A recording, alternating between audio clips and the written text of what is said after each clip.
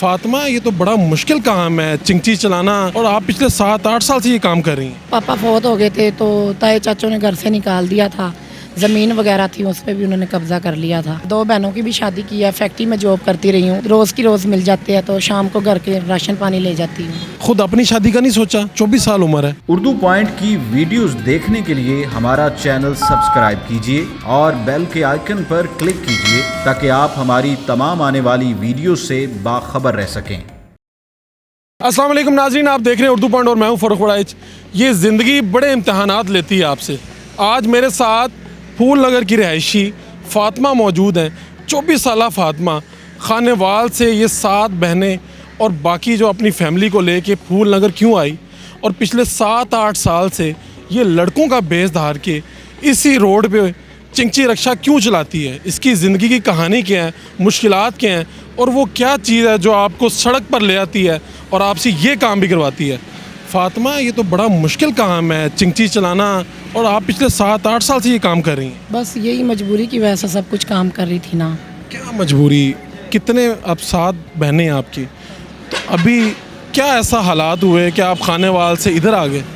बस पापा फौत हो गए थे तो ताए चाचों ने घर से निकाल दिया था, ज़मीन वगैरह थी उस पर भी उन्होंने कब्जा कर लिया था, तो जिस वजह से मैं अपनी बहनों को लेकर इधर प्रदेश में आ गई थी। आपसे बड़ी बहनें कितनी और आपसे छोटी बहनें कितनी? बड़ी बहनें मुझसे 4 है और 2 मुझसे छोटी है। मुझे पता चला कि आपने पहले मुख्तलिफ फैक्ट्रियों में काम किए, बहनों की शादियां भी की। जी, 2 क्या है पूरा डिटेल बताएं। 2 बहनों की भी शादी की है, फैक्ट्री में जॉब करती रही हूँ। उसके बाद फिर मैंने ये सोचा फैक्ट्री में तो महीने बाद सैलरी आती है और इधर एक रोज़ की रोज़ मिल जाते हैं तो शाम को घर के राशन पानी ले जाती हूँ।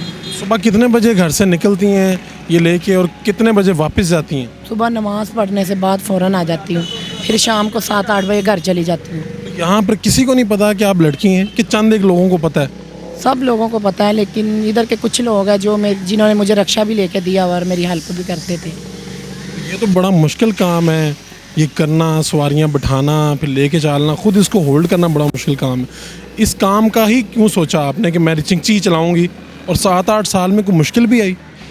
बस मुश्किल तो आई है बहुत ज़्यादा, हादसे भी बहुत ज़्यादा हुए, लेकिन यही सोचा कि मजबूरी है, चलो रक्षा चलाऊँगी, रोज़ अपने घर ले जाऊँगी। बहनों की शादियां की, एक छोटी बहन रह गई, उसकी शादी के लिए जहेज़ के लिए पैसे इकट्ठे कर रही हैं, मेहनत कर रही हैं।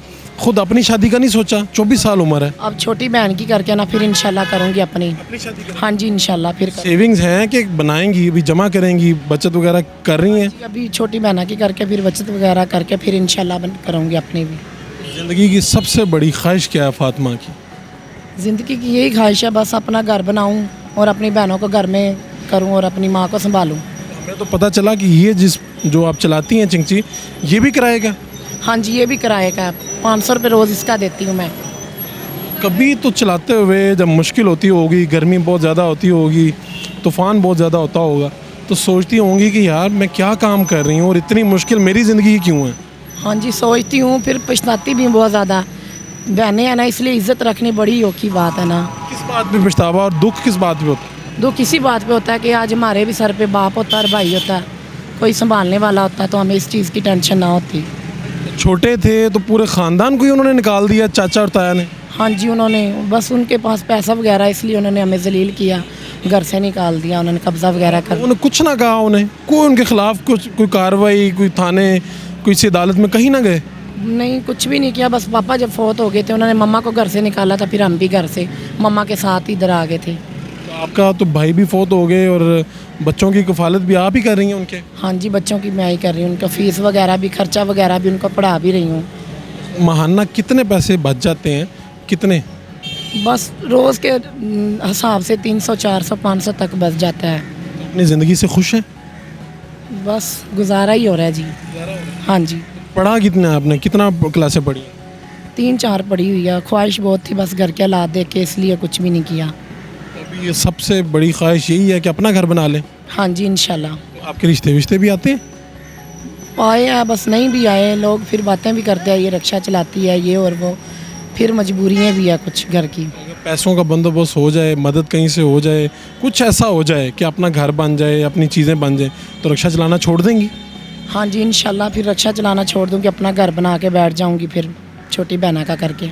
यहाँ पर जब आप लोग आए तो यहाँ पर तो सब कुछ नया नया था ना, तो फिर तब क्या क्या मुश्किल आई? मुश्किल तो बहुत ज़्यादा आती है परदेश में रह के, तो बस फिर फैक्ट्री में काम किया था, गुजारा किया था।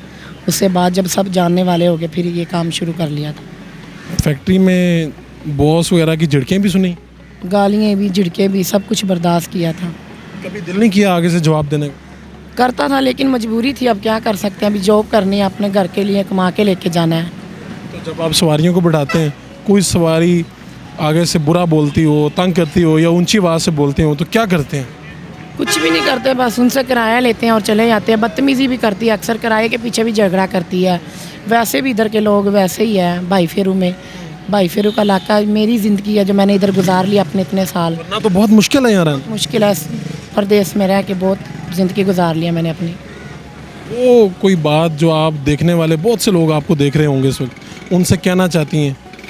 बहुत सी लड़कियां हैं जिनकी ज़िंदगी इस तरह से होगी, मुश्किल होगी, बहन भाई होंगे, उनका ख़र्चा उठाना होगा, वो क्या करें वो लड़कियां? बस वो क्या करेगा, वो अपना यही अपना जैसे वो काफ़ी लड़कियाँ रक्षा भी चलाती है तो अपना गुजारा कर रही है। फैक्ट्री में काम कर रही है। जिन 9 बहनें इधर, भाई जिनका नहीं है वो भी बहुत मुश्किल से गुजारा कर रहे हैं, बहुत बहुत दूर से आए हुए हैं। ये है फातिमा और ये यहाँ पर फूल नगर का जो इलाका है, यहाँ पर अपना चिंची चला के अपनी बहनों का, अपने वालदा का, अपने मरहूम भाई के बच्चों की कफ़ालत करती हैं। इससे पहले हमने नूर फातिमा की कहानी आपके साथ शेयर की थी और बहुत से लोगों ने उनकी मदद की थी, उनकी ज़िंदगी के अंदर आसानी आई थी। देखने वाले ये भी देख सकते हैं कि ये फातिमा पिछले कई सालों से इसी रोड पे ये चिंची चला रही है और अगर कोई अल्लाह का नेक बंदा आए तो इसकी ज़िंदगी भी आसान हो सकती है, इसकी ज़िंदगी भी बदल सकती है। अपने मेज़बान फ़ारूक बड़ाइच को इजाज़त दीजिए। अल्लाह निगहबान।